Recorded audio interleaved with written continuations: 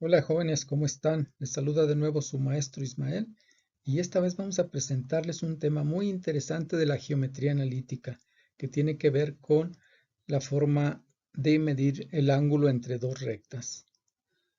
Vamos a hacer este procedimiento obviamente partiendo de lo que nosotros ya habíamos estudiado, que es las pendientes. Entonces, vamos a medir el ángulo entre dos rectas partiendo de que conocemos las pendientes de las rectas que intervienen en esta operación. Como todos sabemos, las rectas están en cualquier plano y estas figuras nos ilustran, por ejemplo, un croquis de una colonia en la que se cruzan diversas calles en ángulos diversos y tenemos por otra parte otra figura donde vemos las vías que podrían seguir las aeronaves. Vamos a partir pues de que mediremos ángulos en sentido contrario al de las manecillas del reloj, es decir, en sentido antihorario. Y cuando hacemos este procedimiento hablamos de trazar o de medir ángulos positivos. Aquí las flechitas nos dicen que el sentido, que las flechas tienen el sentido antihorario. Y siempre les vamos a indicar mediante una letra griega, les vamos a nombrar a los ángulos mediante una letra griega, como en este caso alfa. Obviamente tenemos formados cuatro ángulos cuando se cruzan dos rectas, entonces este ángulo que marcamos con una flecha roja sería el ángulo phi y como ustedes pueden ver, los ángulos que están opuestos por el vértice tienen el mismo valor. Bueno, entonces el ángulo alfa, medido en el sentido antihorario, desde la recta L1, cuya pendiente sería M1, a la recta L2, cuya pendiente sería M2, se obtendría mediante la fórmula que estamos viendo aquí encerrada en un cuadro verde, ¿sí?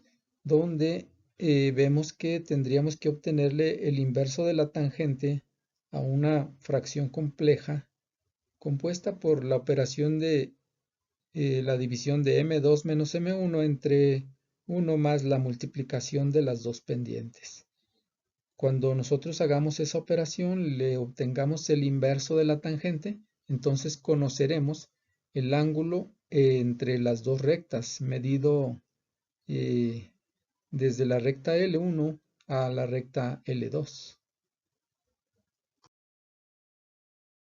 ¿Y qué pasará cuando en el problema no se dice qué recta es L1 y qué recta es L2?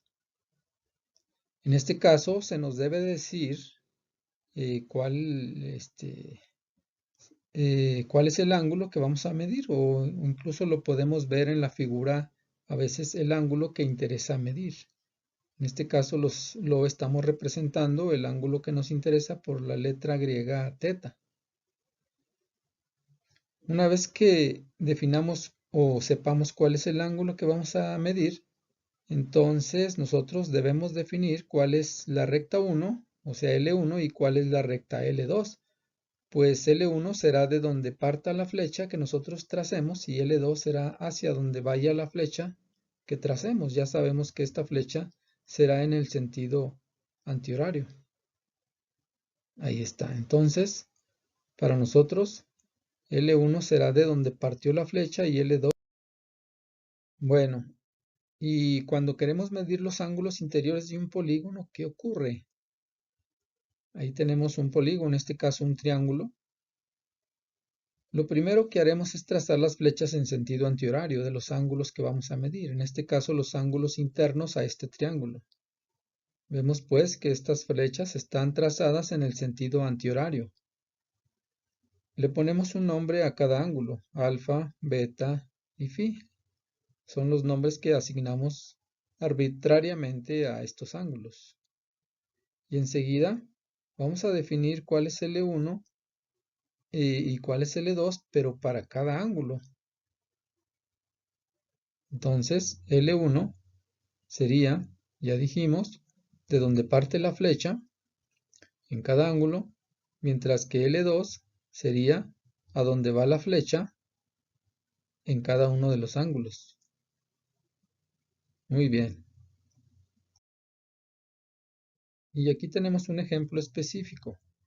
Se trata de hallar el ángulo entre L1 y L2. Se ven en la figura. Si M2 tiene un valor de menos 2 tercios, es una pendiente que desciende, es una línea que desciende, y M2 vale 5 cuartos, pertenece a una recta que asciende. Bien, vamos a sustituir la fórmula que ya habíamos mencionado, en la que en el numerador vamos a poner la resta de M2 menos M1 y en el denominador vamos a poner la suma de 1 con el producto de las dos pendientes. Y aquí vemos la sustitución.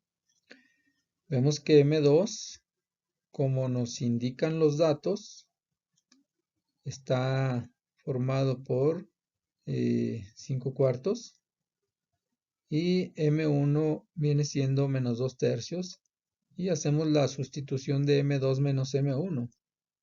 M2 sería 5 cuartos, el menos de la fórmula y el valor de M1.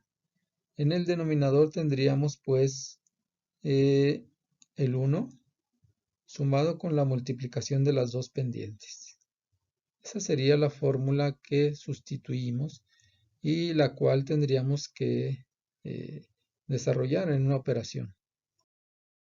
Entonces vamos a realizar esta operación que ya habíamos sustituido. Tenemos pues por un lado en el numerador una resta de dos fracciones con denominadores diferentes y en el denominador tenemos otra operación. Vamos a realizarlas por partes y finalmente dividiremos los dos resultados de las operaciones de arriba y la de abajo.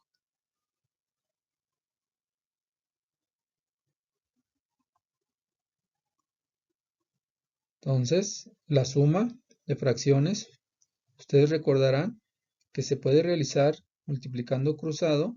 5 por 3 nos da 15 y también cruzamos 2 por 4 nos da 8 y los números que están abajo, 4 por 3, 12, nos darían el denominador común de esta fracción. Finalmente, sumamos 15 más 8 y nos da 23 doceavos. Vamos avanzándole a lo que está en el denominador. Tenemos pues que primeramente vamos a realizar la multiplicación de estas dos fracciones. Ustedes saben que se multiplica directamente los numeradores entre sí y los denominadores entre sí. Y ahí tenemos pues que la multiplicación de 5 por menos 2 nos da menos 10, 4 por 3 nos da 12, pero a eso nos falta sumarle el 1, que en este caso está a la izquierda, pero que igual lo podríamos poner a la derecha, puesto que es una suma de una cantidad cualquiera. Y le seguimos avanzando. Sabemos que menos 10 doceavos lo ponemos donde estaba, el mismo lo repetimos, y el número 1 lo podemos convertir en 12 doceavos. ¿Por qué 12 doceavos? Porque nos conviene tener un denominador igual para incluso poder hacer la operación mentalmente.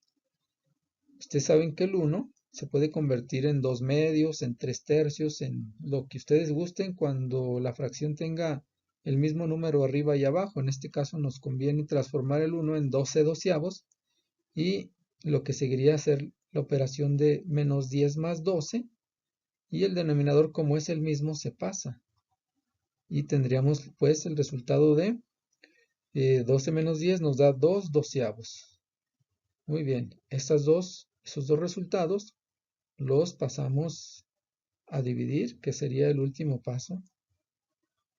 Aquí están los dos resultados. Ahora sí, lo que sigue es dividir esta fracción, donde lo podríamos hacer con la llamada ley de la tortilla, multiplicando los extremos entre sí, 23 por 12, colocándolo arriba, y los medios entre sí, 12 por 2, colocándolo abajo, y enseguida la fracción resultante se simplificaría.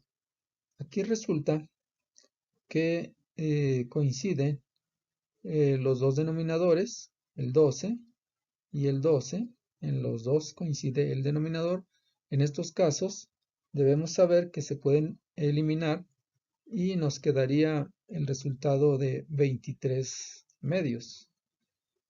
¿Qué faltará? Pues ya hicimos toda la operación, que tenemos encerrada en el rectángulo mayor en verde. Nos dio un resultado de 23 medios a eso faltaría pues sacarle el inverso de la tangente. Aquí tenemos pues la operación con la que vamos a sacar lo que nos interesa, el ángulo de L1 a L2. Entonces, en su calculadora, como ya dijimos, sacamos el inverso de la tangente del resultado que nos dio toda la operación de la fracción que ejecutamos hace un rato. Y en su calculadora nos va a dar un resultado de 83.03 grados. Ese sería pues el ángulo entre L1 y L2. Muy bien, pues muchas gracias por su atención, espero les haya interesado.